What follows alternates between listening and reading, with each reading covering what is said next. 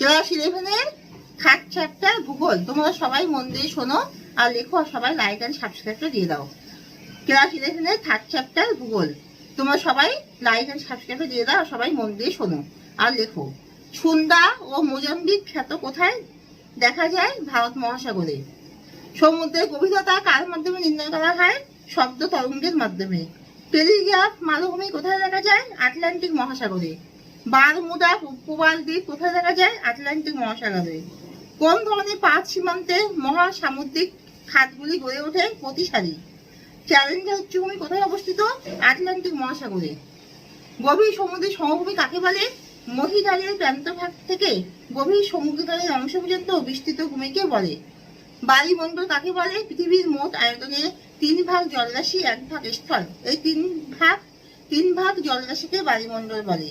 Atlantic সরসিরার উত্তর ও দক্ষিণ অংশের নাম লেখো।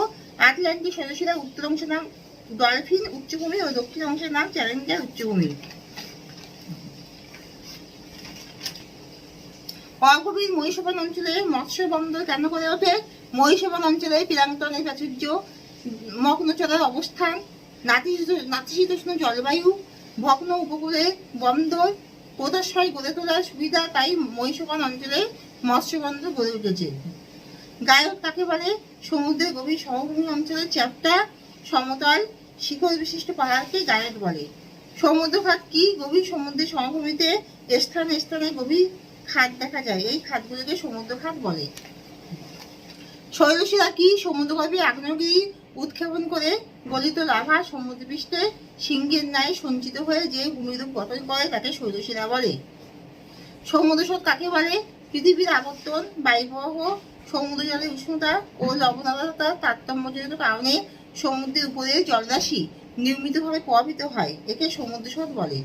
মহীসোপান কাকে বলে? পৃথিবীর মহাদেশগুলোর প্রান্তভাগ ক্রমশ ঢালু হয়ে সমুদ্রে নেমে গেছে। সমুদ্রের অগভীর ঢালু সংকীর্ণ বৈচিত্র্যময় ভূভাগকে মহীসোপান বলে।